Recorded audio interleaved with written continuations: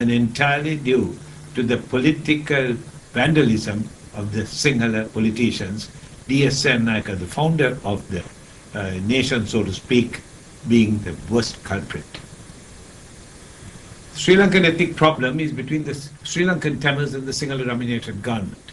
It is a deeply complex problem involving several factors which we have already touched on: historical, geographical, ethnic, linguistic, and religious.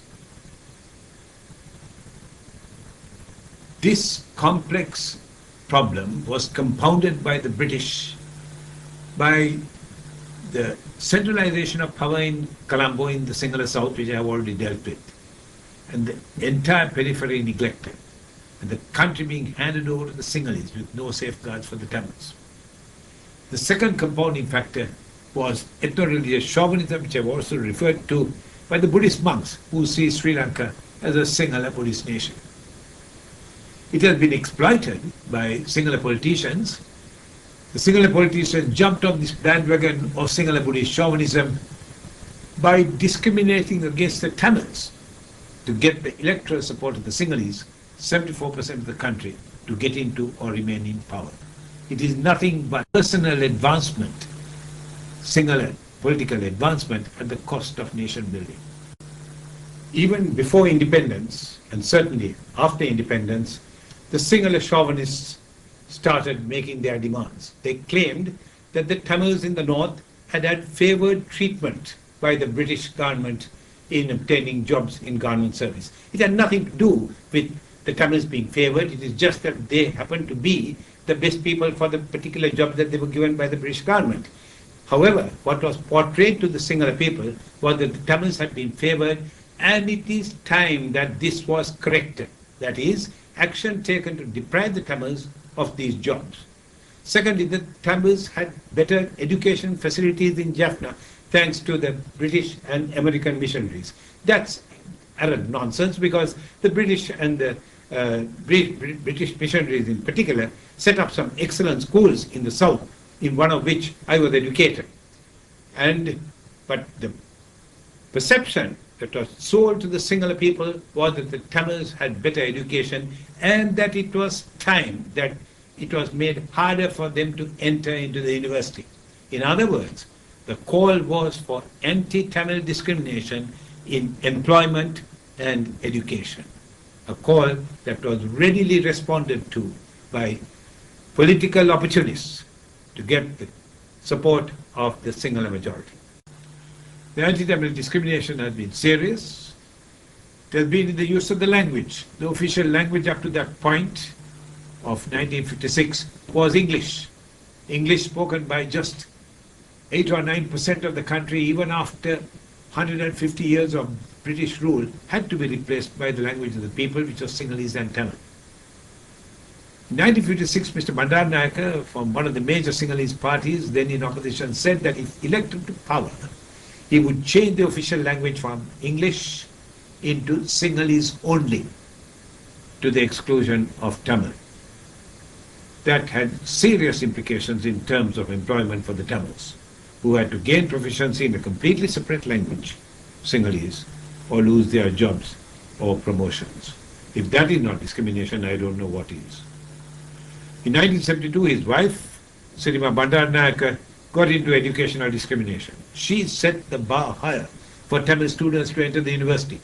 I was at that time senior lecturer in medicine in the Kandy University, and I saw firsthand what educational discrimination was. There was discrimination in employment. I'll give you the figures for 1956 to 1976.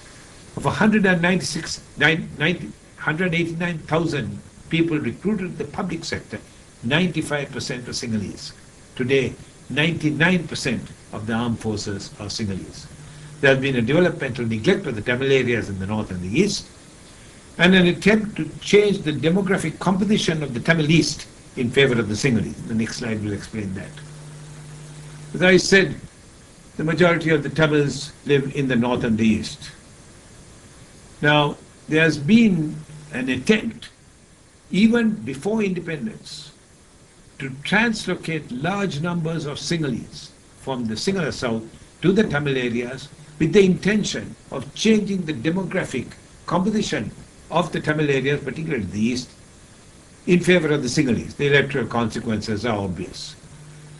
The chief culprit was D.S. Senewiratne, the founder of the nation, who took thousands of people, Sinhalese from the southwest, and relocated them in the Tamil East. Ampare, this area here, was essentially a Tamil area. At the end of Mr. Senewiratne's machinations, it is now almost more than half Sinhalese. His nephew, Senewiratne's nephew, Dudley Senewiratne, Dicky Senewiratne, R.G. Senewiratne, did the same in Trincomalee, taking thousands of Sinhalese from here and translocating them in Trincomalee. This trend is continuing to this very day, which you will see later. The Tamils protested at this blatant anti-Tamil discrimination. They were initially non-violent protests asking for power sharing. They didn't pick up a gun and they didn't ask for a separate Tamil state. They didn't even ask for a federal Tamil state. They just simply asked for a degree of power sharing. I'll show you what non-violent protests are. Here the gentleman, the leader of the federal party, S.J. Vichavanagam, in a non-violent protest. This was in 1961, but it was the same from the time the Sinhala-only Language Act was passed, 1956. Repeated Satyagraha, Gandhi-style Satyagraha protests. How did the Sinhala government handle these protests? Twofold approach. Firstly, they unleashed Sinhala state-sponsored hoodlum violence on the non-violent protests of the Tamils. They were backed by the police, 95% Sinhalese, and later the armed forces, 99% Sinhalese. The second strategy was to enter into pacts with the protesting Tamils to say that if they called off their protests, the Sinhala leadership will devolve some power to the Tamil areas.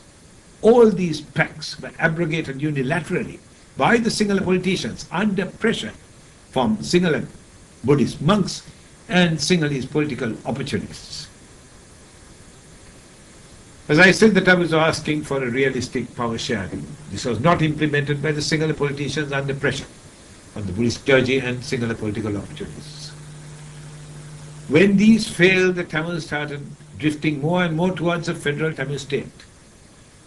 This idea of a federal Tamil state was rejected by the same group for the same reasons. And when the federal Tamil state demand failed, the Tamils decided, in the north and the east, decided that the only solution was a separate Tamil state, Ilam. This was, of course, totally rejected by the Sinhalese and the Buddhist clergy. I would like to point out that a separate Tamil state is not the creation of the Tamil Tigers or even the Tamil people, but of Sinhalese who claim that Sri Lanka is a Sinhala Buddhist country. In the mid-1970s, Tamil youths, realizing that these Gandhi-style non-violent protests and negotiations had failed, decided that the answer was to pick up arms, to challenge the Sri Lankan government, to look at the problems faced by the Tamils and take them seriously. Until that time, the Tamil demands were nothing but a joke to the Sinhala leadership. Essentially, what the Tamil militants did was and it remains a liberation struggle to free the Tamil people from Sinhala governance, domination and discrimination.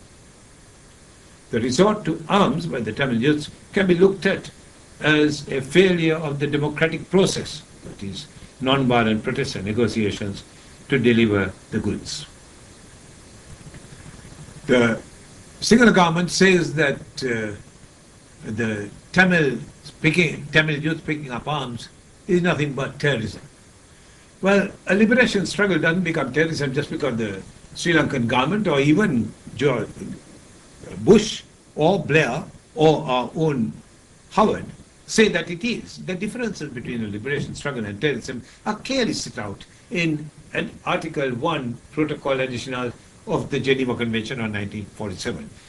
It says that an armed force is an armed group as opposed to a terrorist group if it meets the following criteria. Firstly, if it's a military operation, if it's got an organized command, an organizational capacity, and it has control over territory. All of these the Tamil Tigers have. Therefore, the Tamil Tigers are an armed group. They are a military operation, they are where